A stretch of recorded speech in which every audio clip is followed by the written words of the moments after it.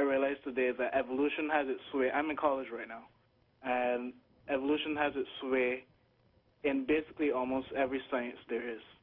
And, you know, it seems unfair that creation can had such a hard time finding its way. Creationism has such a hard time finding its way. You know, astronomy's in all those schools too. Is it unfair that astrology doesn't have its way finding its way into the classroom? Is that unfair? Is it unfair that we have a bias toward truth? Is it unfair that we have a bias toward things that are scientifically demonstrable? Is it unfair that we discriminate against batshit crazy ideas that happen to be popular with somebody? And Stephan, thanks very much for perverting the intent of something I said earlier in the show. I did talk about how you know, a group that has internal behavioral rules should not expect that it has a right to impose those on people outside its group. But I was not talking about what they teach in college. You have a right. In order to properly apply what I said, you need to know what your rights actually are. You have a right to your beliefs. You have a right to your own beliefs. You do not have a right to your own facts. The facts are whatever it is can actually be verified in the real world. Okay, that's what the facts are. If you're finding evolution at every turn in college, it's because that's what the facts support. You have a right not to believe it, but you don't have a right to claim that just because something is written in your religion's holy book that that is magically a fact. Okay, so, I mean, as I said earlier, gentry is just a small number. Yeah, one. Those scientists who has supported it with his scientific evidence. And if they're, you know, throughout time, we do have other scientists who keep studying and coming up with other things. And therefore, if they can present this. Yes. The day that they present sufficient evidence for their claims, that's the day that they get taught in schools.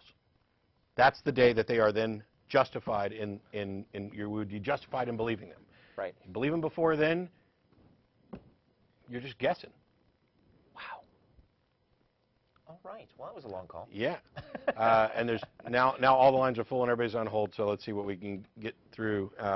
Dan in San Jose, you there? Yeah, I'm here. Thanks for waiting. How you doing? Pretty good. I'm an atheist, and I've been a long-time fan of the show. I do have a big bone to pick, though, with not specifically you guys, but atheists in general, the atheist community. I see there's a big problem in our approach to this whole discussion of theism and religion and whatnot. And so after I would like to explain what my complaint is, and then I would like to propose a solution to it. Okay, go ahead. First is that logic is, of course, a human conception. It's what we try to use to understand the world around us, and it's a predictive sort of construct that we like to pose to address reality and the way things should be and the way they shouldn't be, how we, you know, debunk someone's argument and whatnot.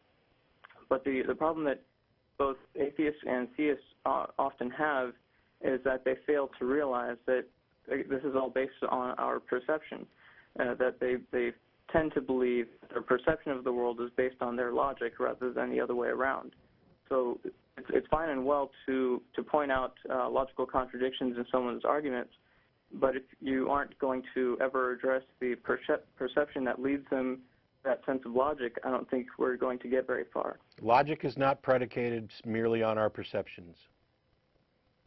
The foundations of logic, the absolutes, are true irrespective of any mind or presence or ability to perceive them. That's how we identify fallacies with respect to validity.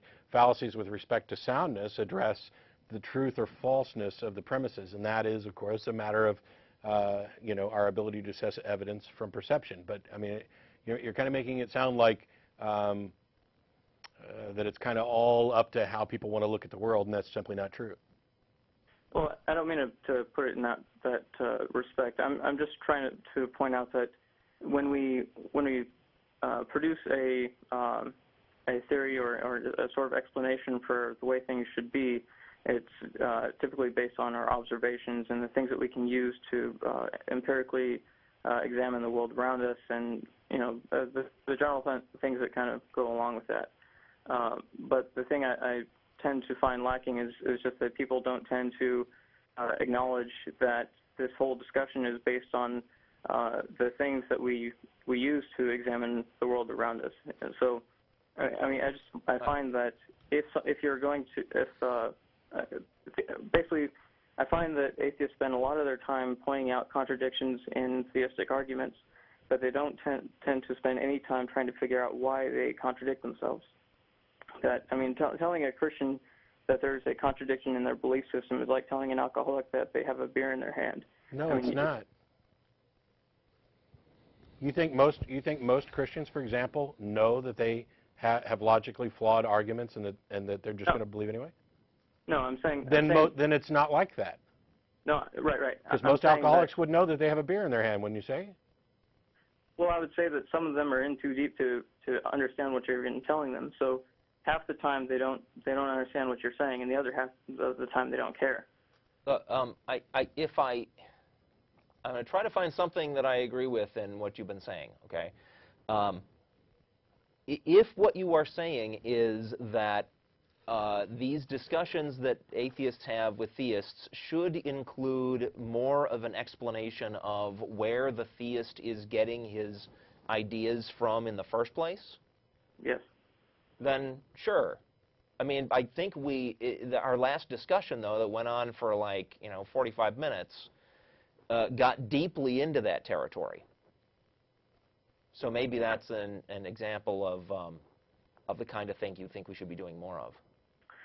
No, I think that there's an inherent paradox in the notion that an omnipotent being can demonstrate omnipotence and intelligence at the same time. Okay, so what? You were saying that we need to be talking about... yeah, what does that have to do with that has nothing to do with what you were just saying.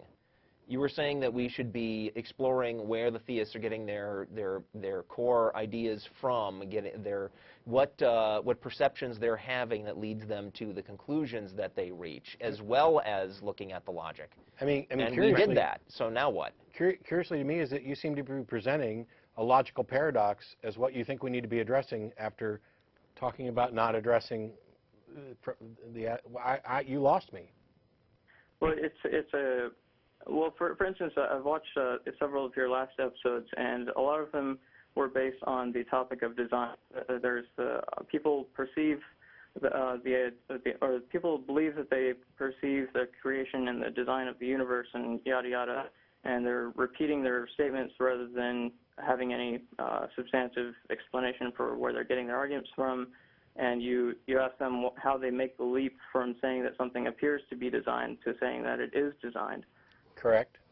So the problem that I see is that the theists end up contradicting themselves because they don't realize that the notion that they can perceive this design is itself a perceptual paradox.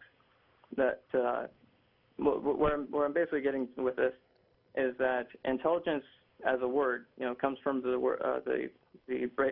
root words of enter and legere, meaning to choose between.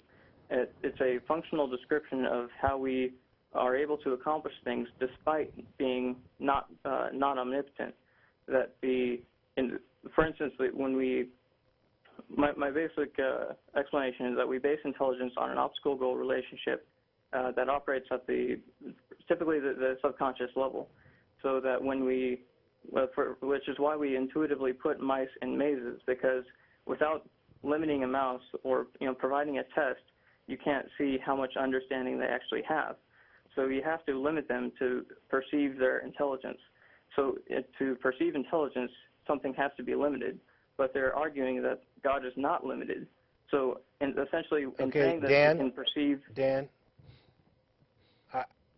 I hate to be rude, couldn't possibly care less or agree less.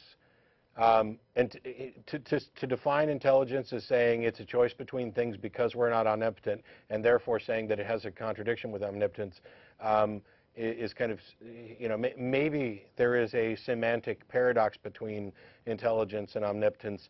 I don't know, but